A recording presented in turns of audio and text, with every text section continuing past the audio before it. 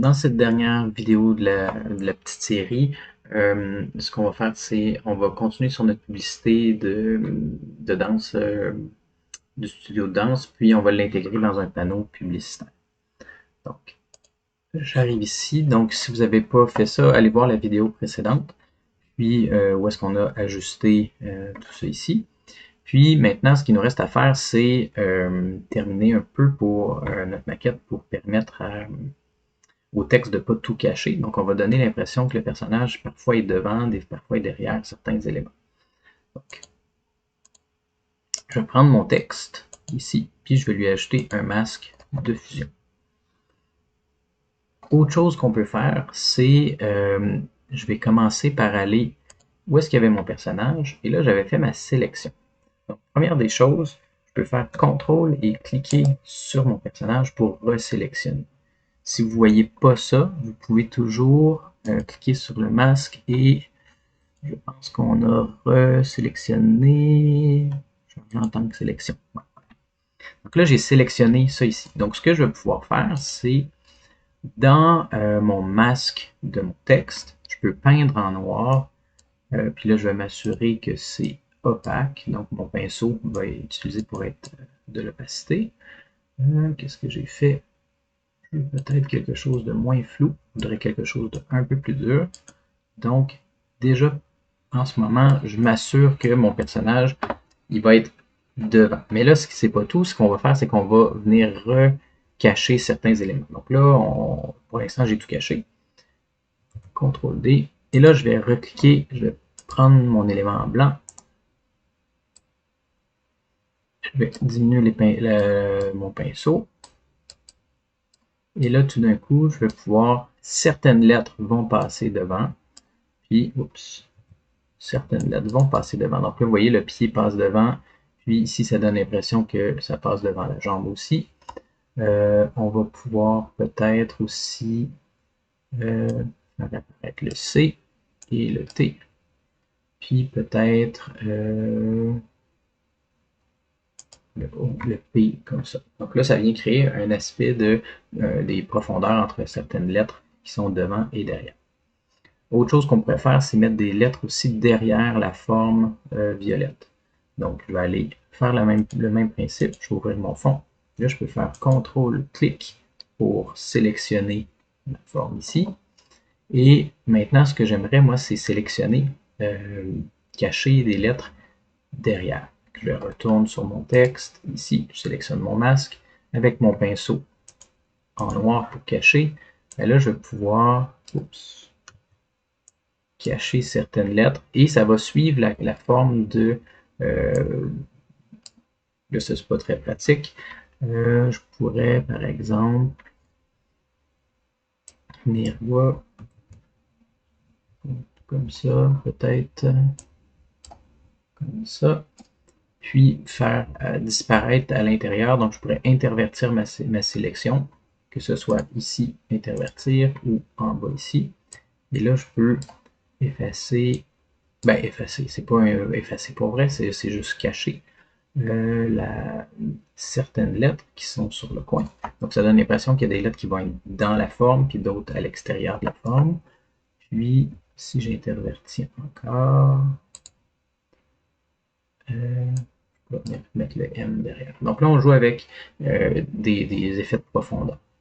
Même chose, je vais aller chercher mon personnage.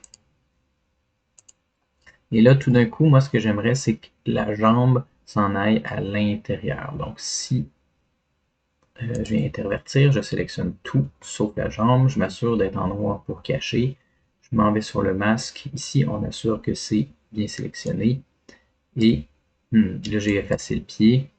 Et on se rend compte que c'est peut-être pas ce qu'on voulait. Ce qu'on veut.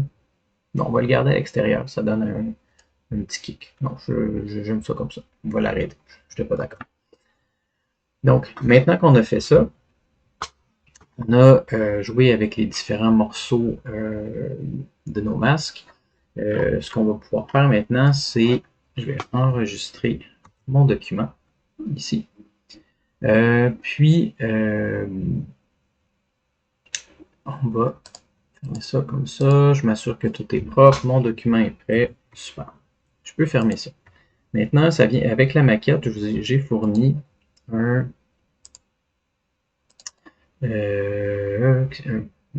fichier qui s'appelle panneau publicitaire, dans lequel on va pouvoir importer notre image. Donc, première des choses, je vais venir, je pourrais carrément juste le glisser, mais je pourrais aller chercher importer et incorporer. J'ai mon exercice, donc c'est ça que j'aimerais importer. Je fais OK. Et là, évidemment, c'est trop grand, c'est pas la forme, moi je veux le mettre sur mon panneau. Donc je vais commencer par le rapetisser sans le déformer. On s'assure qu'en gardant Shift appuyé, que ça déforme. Et là, ensuite, ce qu'on va faire, on va faire OK, ou sinon je peux venir ici, puis, non, c'est pas celui-là que je veux. Faire OK. Oui, c'est ça, j'appuie sur CTRL, puis en appuyant sur CTRL, je vais pouvoir placer les coins de mon affiche pour que ça suive la perspective du panneau. Là, je m'assure que pour que ce soit réaliste, de bien l'aligner. Donc, j'appuie sur CTRL en même temps que je clique pour faire ça.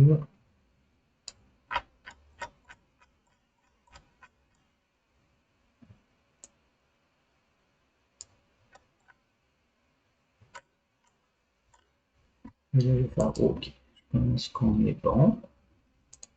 Super. Donc là, on a notre panneau qui est déformé en fonction de la perspective, sauf que pour que ça soit plus réaliste, on va continuer avec nos connaissances sur les calques de réglage. Donc, un panneau extérieur, il y a une luminosité extérieure aussi, donc on va pouvoir rajouter un petit peu plus de luminosité, mais j'en voudrais pas nécessairement partout. Donc là, je voudrais peut-être augmenter peut-être un peu moins de contraste vu que c'est un panneau publicitaire ou en fait je vais utiliser le niveau. Le niveau a plus de flexibilité. Je vais enlever lui.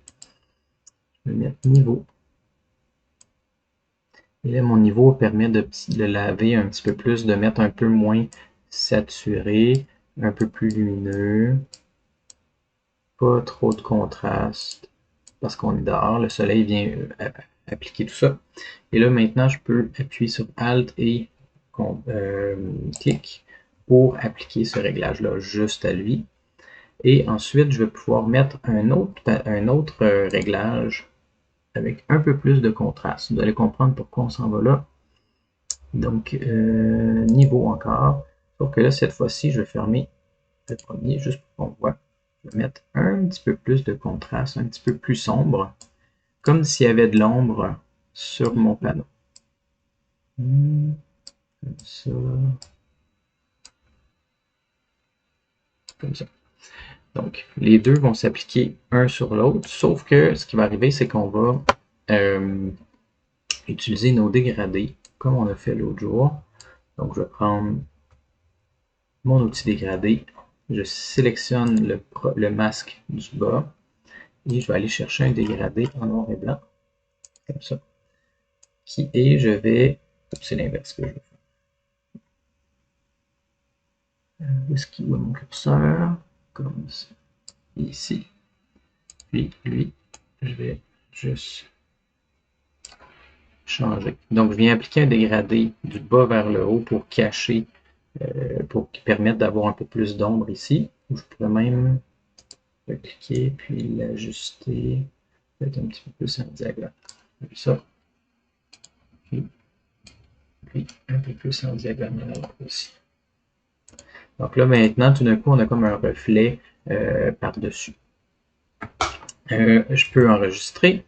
Et là, l'avantage de ça, c'est que tout d'un coup, si jamais j'aimerais faire un effet dans mon texte, par exemple sur mes lettres, je peux venir double-cliquer sur mon calque ici, qui est mon objet dynamique. Donc, il y a une petite feuille. Et là, maintenant, je peux venir sur mon texte, double-cliquer dans la zone ici et venir mettre par exemple une ombre portée. Donc mon ombre portée est trop forte, je vais restaurer les paramètres par défaut. Fait que là, tout d'un coup, j'ai un petit une ombre portée qui se place par-dessus toutes mes lettres.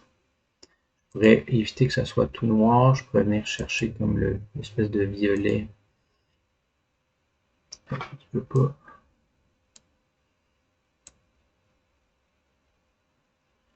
Le rouge-violet. Pour incorporer à mon image. Donc c'est un petit peu plus subtil. Puis je pourrais faire la même chose par exemple pour mon rectangle. Puis j'ai rajouté une ombre portée. Je vais augmenter la distance.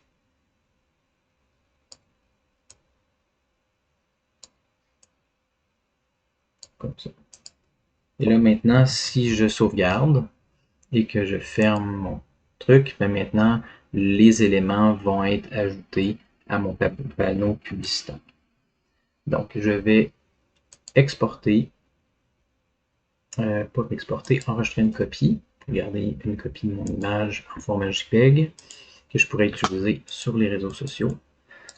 Panneau publicitaire, puis là je vais le préfixer avec mes initiales, comme ça. Vous voyez que là c'est 1 MB, je vais juste diminuer un petit peu, puis ensuite je vais ouvrir mon objet dynamique, ma publicité. Elle aussi, je vais enregistrer une copie pour avoir une image de ma publicité aussi. Donc là, j'avais ça dans capsule vidéo, M2, de danse et en JPEG. J'ai enregistré mon projet, je le mets au maximum, que ce soit ici en bas de 1 MB. J'accepte et voilà, c'est la fin de ma dernière vidéo de la semaine.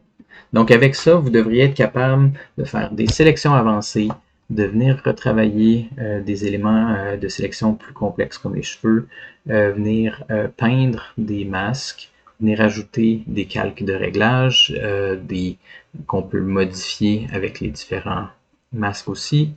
On peut venir ajouter du texte, on peut ajouter des styles de calque pour des ombres portées et on peut utiliser des objets dynamiques pour importer nos publicités dans une maquette pour montrer à un client.